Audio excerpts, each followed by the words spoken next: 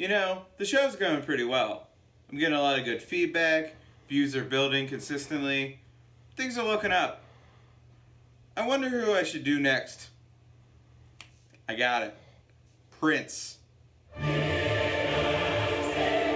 A guy logs into YouTube and wants to regale his subscriber about how he's going to trash one of the top pop icons of our time. Chris Frank, more like Chris Rank.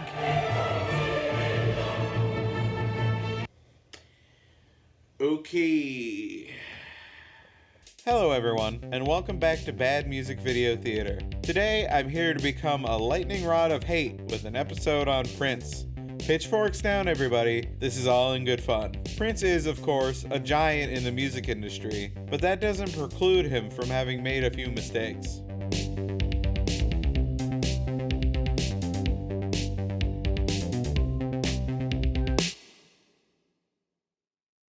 Prince wrote When Doves Cry for his 1984 film Purple Rain. Purple Rain is the story of The Kid, a musician who throughout his childhood... You know what? We know what Purple Rain is. I don't think I need to explain it here, folks. Director Albert Magnoli asked Prince to write a song matching scenes of parental difficulties and love affairs. Prince came back with 2 songs, one of which became our subject today. Raspberry Beret came from Prince's follow-up album, Around the World in a Day. Originally recorded as a demo in 1982, Prince re-recorded the song in 1986 with his band The Revolution. After the massive media hype surrounding Purple Rain, Prince decided to forego his typical sound and loaded the album with psychedelic effects. Unfortunately, these elements also leached into the video.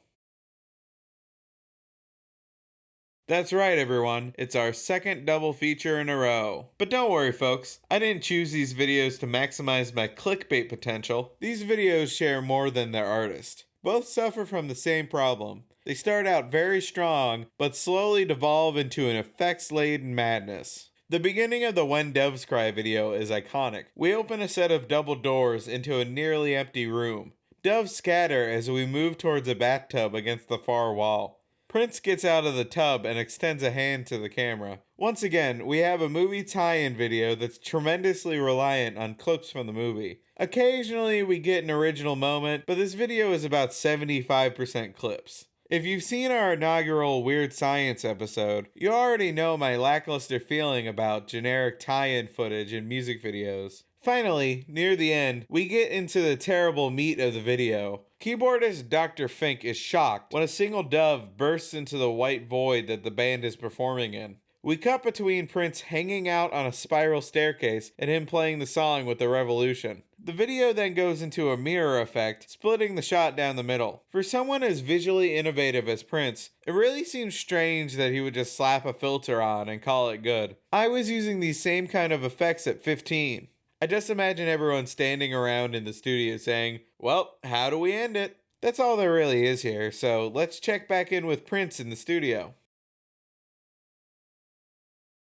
Raspberry Beret starts with a spinning drum kit. It reminds me of those movies from the 30s where it starts with a montage of newspapers. We join a party already in progress when Prince walks on stage and grabs his guitar from a fan. God, this effect is hurting my eyes. If one more thing spins around in this video, I think I'm gonna be sick.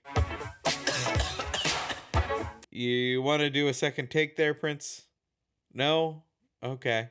In a Rolling Stone interview, Prince said that he put the cough here intentionally, just to mess with people who look for deeper meanings in his work. Okay, now let's listen to that backwards. To those people, I say, that gum you like is going to come back into style. According to Simon Fields, a top video producer at the time, Prince threw 2 music videos together randomly to get this effect. We filmed a whole video, then Prince got a Japanese animator to do a completely different video, and we mashed the 2 up. He would mess with directors. He would give them the impression that they'd be in charge of the video. Then halfway through, he'd go, thank you, take what he liked, and edit it himself. The background plates and animations were created by animator Drew Takashi. They seem almost too twee, like they're lifted from a greeting card or inspirational poster, not from a rock video. And the way that it's haphazardly thrown onto the original video after the fact makes it all the more baffling. I honestly would have loved to see a version of this video without the animation, just to see what it would look like.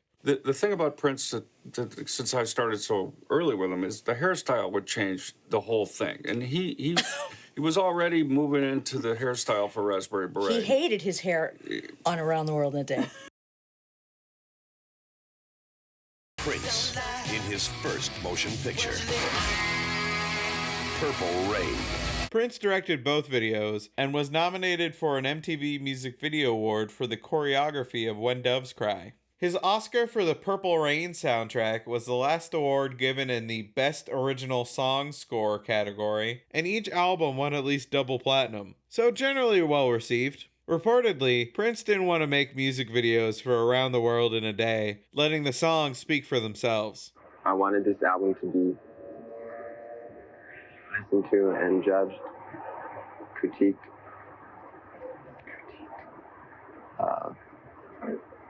listened to as a whole.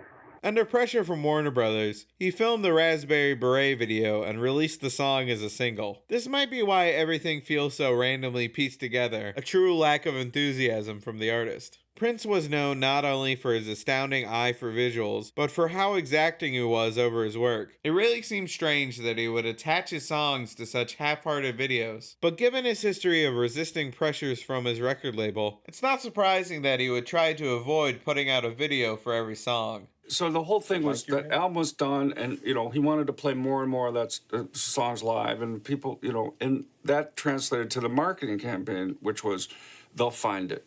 It's just going to appear.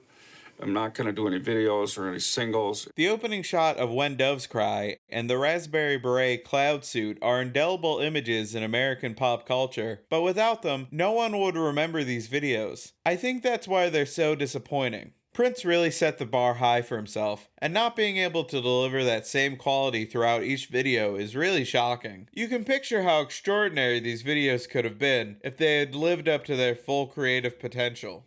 What are your feelings on the film tonight? Marketing blew me on this. I thought it was pretty darn cool. I mean, we all knew that Prince was a great actor, but who knew he could sing? Thanks for watching, everyone. I always appreciate people liking and sharing my videos. If you find any terrible music videos that you're desperate for me to cover, drop them in the comments. And as always, I'll see you in the next one.